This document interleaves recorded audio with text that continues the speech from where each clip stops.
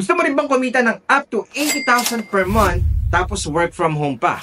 Yung tipong kahit wala kang experience, pwede kang kumita ng dollars tapos non-voice pa.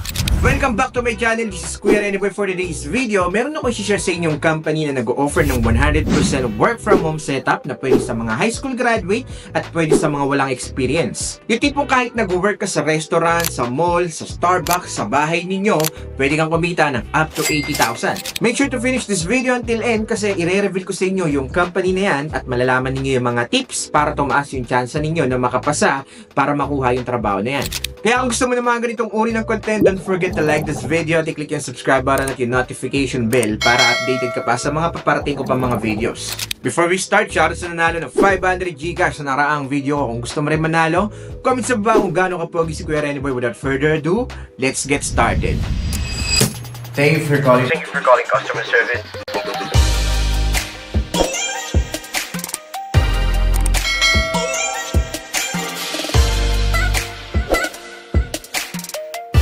Welcome back sa channel ng mga swabe. Nagbabalik ang inyong lingkod, Kuya Rene Boy, para mag-share na naman sa inyo ng work from home opportunity. Maswerte ka na naman at napanood mo to, pero bago ang lahat, survey muna sa mga naghanap ng work from home dyan. Comment sa baba, work from home. Sa mga naghanap naman ng local account na call center job, comment sa baba, local account. Ang company na tinutukoy ni Kuya Rene Boy ay sobrang trusted na when it comes to freelancing industry. Kung usapang virtual assistant, social media manager, video editor, itong company po na to ay talagang matagal na pong tumutulong sa mga Filipino. Sobrang recommended ko lang yung company na to, because the diverse opportunities that this company can offer. Pwede kayong mag-apply kahit wala kayong experience, kahit na, alam nyo, na high school graduate, pwede po kayo mag-try. So ano nga ba yung mga trabaho na pwede nating applyan dito sa company na to? Pwede po kayo mag-apply bilang isang social media manager. Meron din po silang hiring sa pagiging video editor. Kaya kung ikaw meron kang knowledge or idea, meron kang skills sa pag-video editing, pasok ka dito.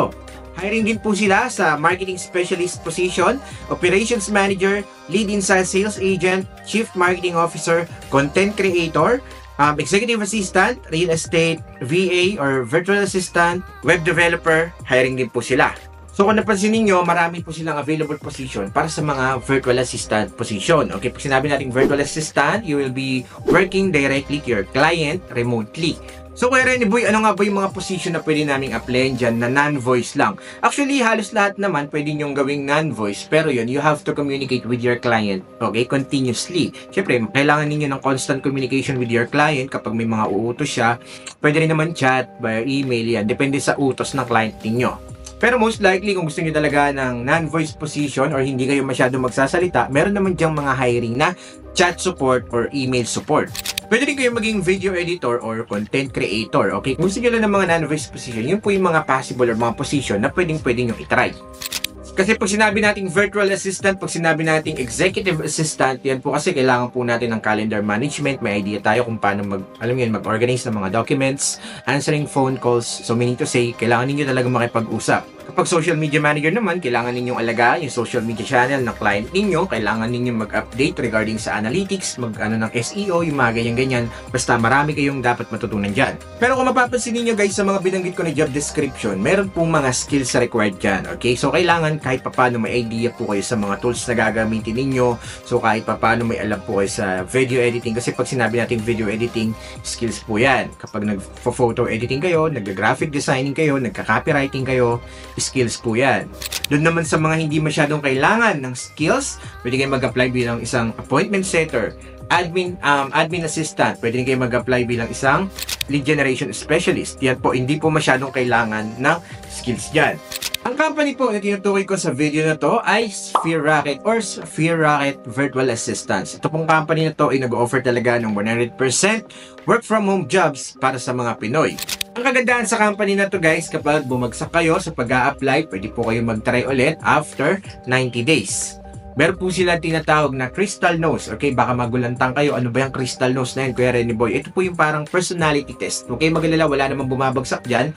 Kumbaga, wala kasing tama o maling sagot dyan sa mga questions dyan. Kasi nga, chinecheck lang dito yung personality ninyo. So, chinecheck kasi ng mga clients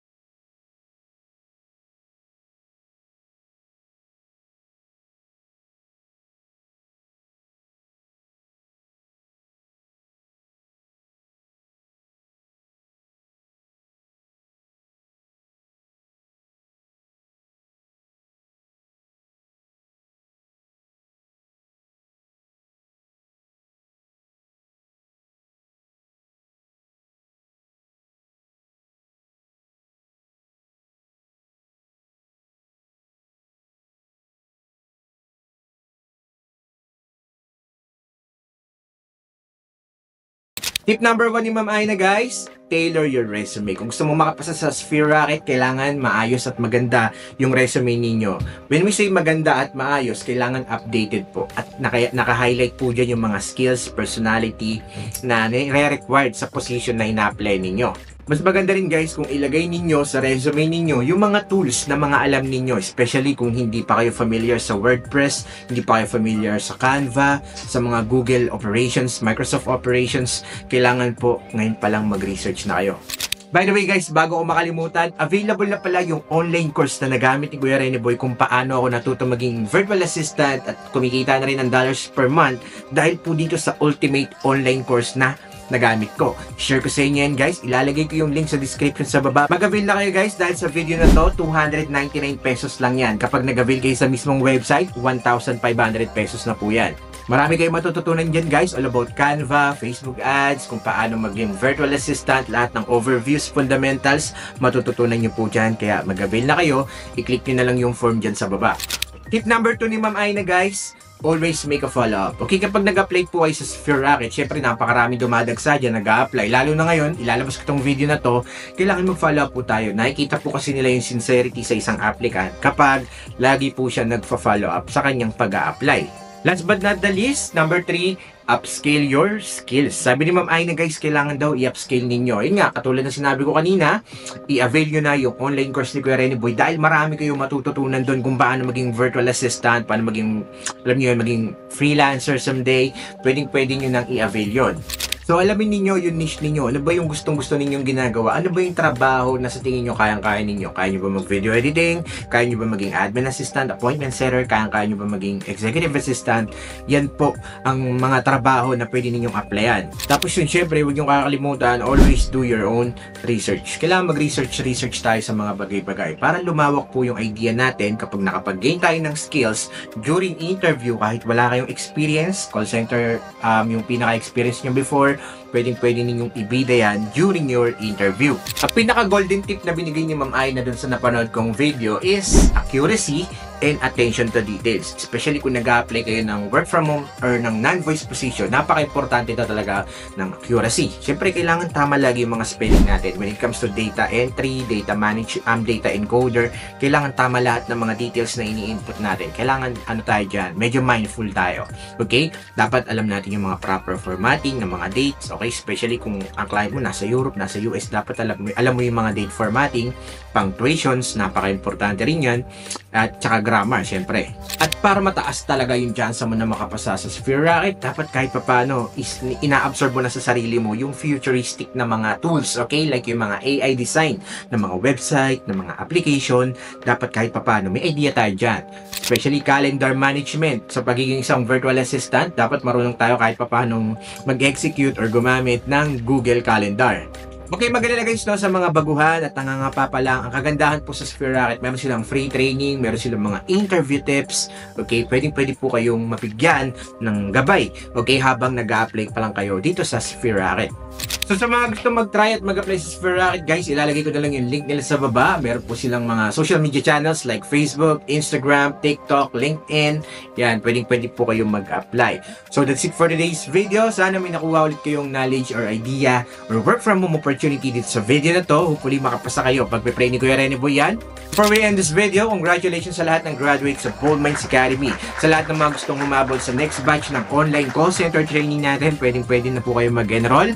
Comment sa baba ng #scholar at i-PM nyo sa Facebook page ko, Kuya Rene Boy Official. Libo-libo na nakapasa sa call center training namin. Meron tayong ESL, may mga makol tayo dyan. Lahat ng fundamentals about call center, about BPO, matututunan nyo po. Magkakaroon pa kayo ng electronic certificate. Kaya agapan nyo na, paunahan na lang sa natitirang slot. Actually, kaka-recover ko lang talaga sa operation ko. Natanggal na yung app doon ni Kuya Rene Boy. Sobrang salamat po sa lahat ng prayers ninyo. Tulungan nyo ako ma-hit ang 300k followers this year. Kaya make sure na naka-follow kayo sa mga social media channels ko like Facebook, TikTok, and YouTube. Shoutout sa lahat ng nagpapashare.